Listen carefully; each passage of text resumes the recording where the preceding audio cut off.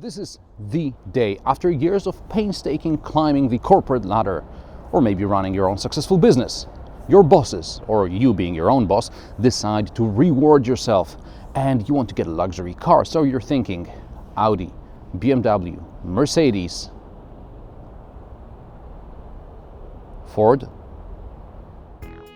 This is Ford Mondeo Vignale. Vignale like Alfredo Vignale, founder of an Italian coachmaker. The company was founded in late 1940s and taken over by De Tomaso in late 1960s. De Tomaso also owned Carrozzeria Ghia, and in early 1970s both coachmakers were acquired by Ford. Since then, the Vignale name appeared on several concept cars until 2013, when Ford decided to use the name for its luxury sub-brand. And this is it, Ford Mondeo Vignale. What sort of luxury does Ford tempt us with? Ford promises high quality. All Vignale cars undergo additional inspection. The Vignale Quality Center checks 100 extra points, like fitting of parts and quality of paint. Speaking of which, the Vignale cars have thicker protective coat, which is more resistant to micro scratches. On the outside, Mondeo Vignale gets a different grille pattern, chrome details all around, and Vignale alloy rims, 18-inch as standard, or optional 19-inch alloys.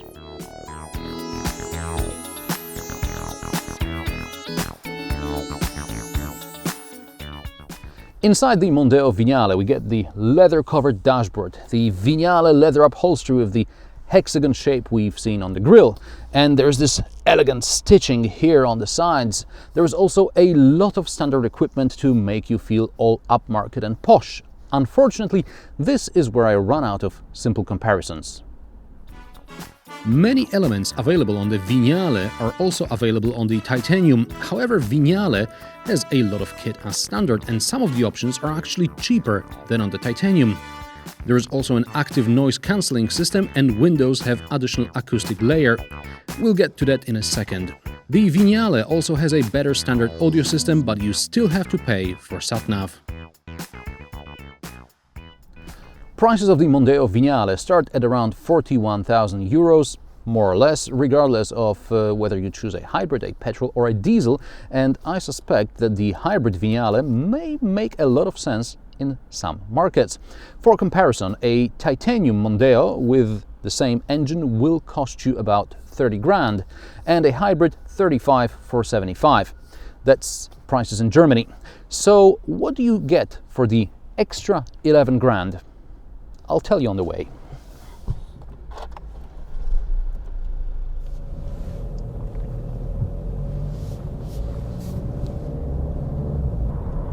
Let's start with the 41 grand business. Are they nuts?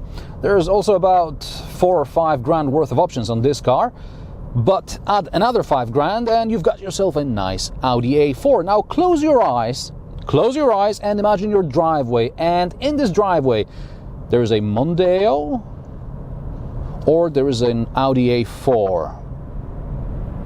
Now which one do you prefer? Yeah, I thought so. But let's get back to reality. Ford is reluctant to compare itself against Audi, claiming that the A4 is significantly smaller than the Mondeo. Not really, it's a couple of centimeters, and the Mondeo is not as big as the A6. But Ford also claims that Vignale is more than just a car.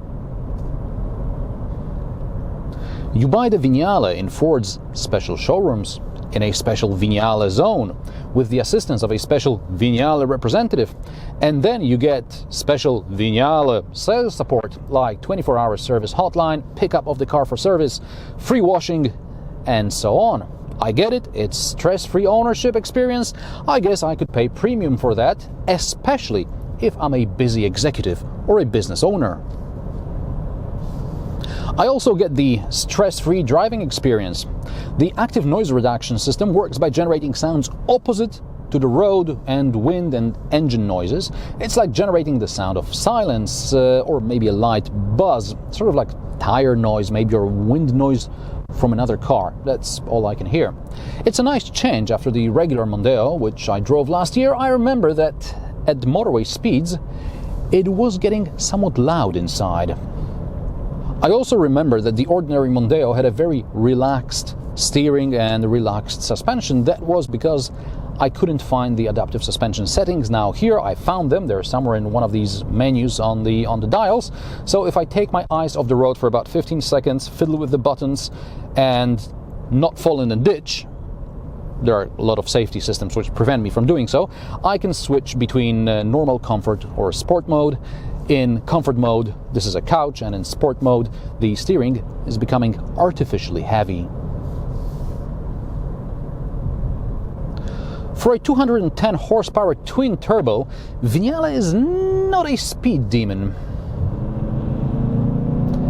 A 1.5 EcoBoost is just a second and a bit slower from 0 to 100 km per hour. It's 9.2 versus 7.9 seconds. Skoda Superb with a less powerful engine is slightly faster, and like a Mondeo, you can have the Superb with front-wheel drive or all-wheel drive. Speaking of Skoda, you can have the Laurin and Clement with all the goodies for about the same money like the Mondeo Vignale, and that's even bigger.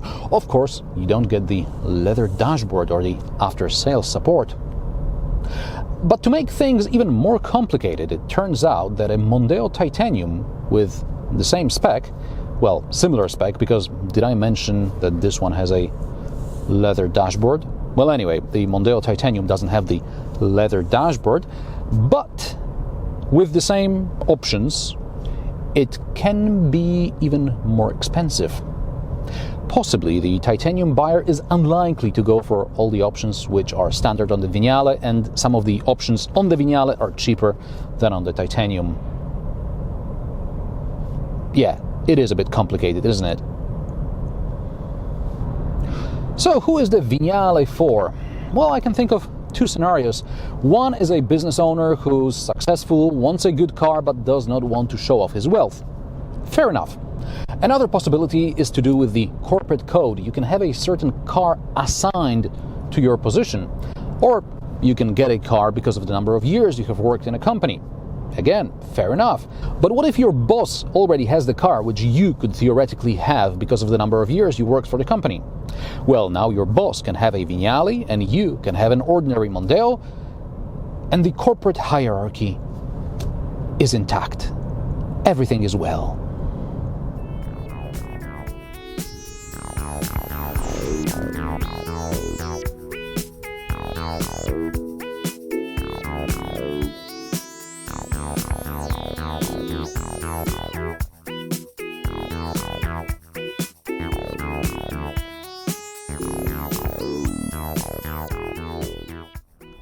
And what about quality confirmed with the additional 100 quality checks?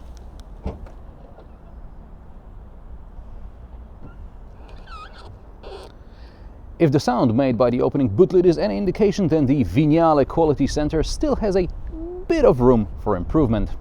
Also, in a 45 grand car, I don't want the boot finished like in a cheap Japanese hatchback, and I don't want to see styrofoam when I fold the back seats. I understand what Ford wants to achieve with the Vignale sub-brand, but with all due respect, I'm not buying it.